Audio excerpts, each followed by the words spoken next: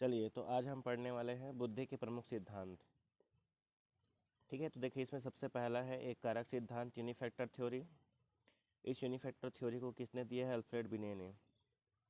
अब देखिए इसमें क्या बोला गया कि बुद्धि एक अविभाज्य इकाई है, इनडिविजिबल यूनिट। व्यक्ति सभी मानसिक कार्यों में एक समान बुद्धि का प्रयोग करता है। इसे निरंकुशवादी सिद्धांत भी कहते हैं। ठीक है, तो एक कारक सिद्धांत को किसने दिया? अल्फ्रेड बिने ने।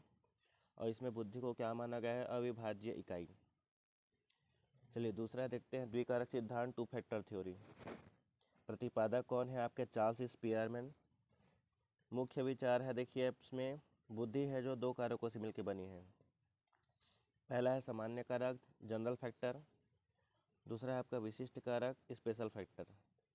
अब जनरल फैक्टर में क्या होता है? यह जन्मजात मानसिक सामान्य मानसिक ऊर्जा है जो सभी बौद्धिक कार्यों में प्रयोग होती है। इसके बाद दूसरा है, देखिए विशिष्ट कारक है। यह अर्जित होती है और विशिष्ट योग्यता जैसे संगीत, गणित, लेखन के लिए अलग अलग होती है। तो स्पीयरमैन ने क्या दिया? द्विकारक सिद्धांत दिया है। इसमें उन्होंने दो कारकों की बात की है, सामान्य और विशिष्ट। सामान्य जो होता है वो जन्मजात होता है और विशिष्ट जो होता है वो अर्जित किया जाता है। चलिए तीसरा देखते हैं हम लोग, बहुकारक सिद्धांत, मल्टी फैक्टर थ्योरी। इसके प्रतिपादक कौन है आपका? एडवर्ड ली थॉर्नडाइक है, बहुकारक मल्टी फैक्टर का। तो बुद्धि एक या दो कारकों का नहीं बल्कि असंख्य विशिष्ट योग्यताओं का समूह है। थॉर्नडाइक ने 3 प्रकार की बुद्धि, अमूर्त, सामाजिक और मूर्त भी बताई है। तो देखिए थॉर्नडाइक ने क्या माना है कि जो बुद्धि होती है उसमें एक या दो कारक नहीं होते हैं बल्कि वह बहुत कारकों से क्या होता है? मिलकर के बना होता है। इसलिए इनके सिद्धांत को क्या कहा जाता है? बहुकारक सिद्धांत कहा जाता है। इसके बाद देखिए समूह कारक सिद्धांत, ग्रुप फैक्टर थ्योरी। इसको किसने दिया है? लुइस लियोन थर्स्टन ने दिया है इसको। इसके बाद देखिए ग्रुप फैक्टर में क्या बताया है? बुद्धि न तो एक सामान्य कारक है और न ही बहुत सारे विशिष्ट कारक है बल्कि 7 प्राथमिक मानसिक योग्यताओं, प्राइमरी मेंटल एबिलिटी PMA का समूह है। तो देखिए यहाँ पे लुइस थर्स्टन ने क्या माना है कि जो बुद्धि जो है वो ना तो एक कारक है ना ही बहुकारक है, वो क्या है? 7 प्राथमिक मानसिक योग्यताओं का क्या है? समूह है।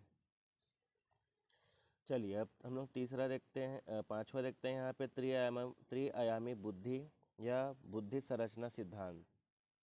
इसके प्रतिपादक कौन है? JP गिलफोर्ड हैं। मुख्य विचार क्या है? बुद्धि को 3 आयामों के आधार पर समझा गया है जिसमें अंतःक्रिया से कुल 150, 120, 180 कारक बनते हैं।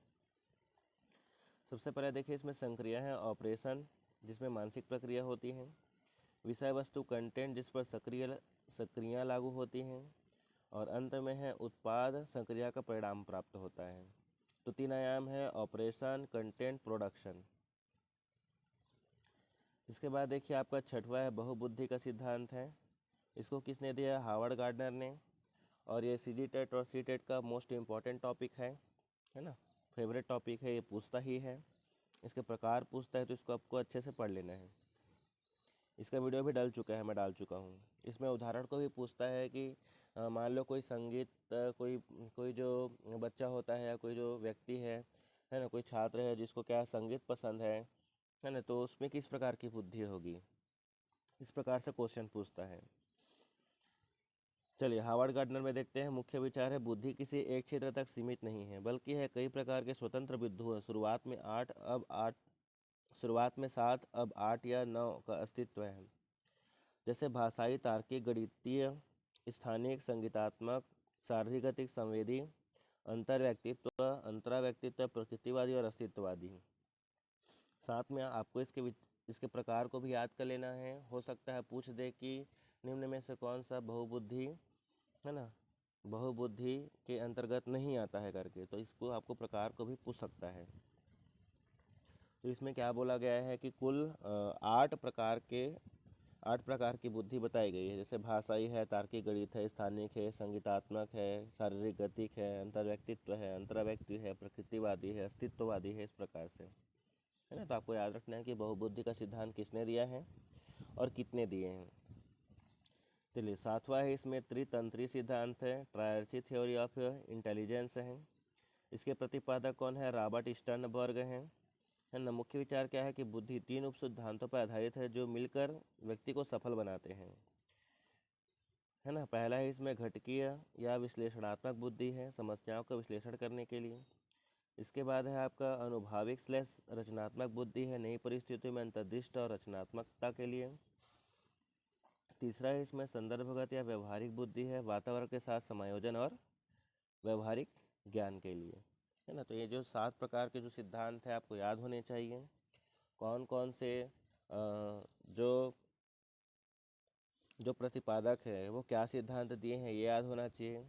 खासकर इसमें आपका जी फैक्टर थ्योरी जो स्पीयरमैन ने दिया है वो, और हावर गार्डनर की थ्योरी, ये दोनों थ्योरी आपको याद रखना है। इसको खासकर वो सीटेट में पूछता ही है।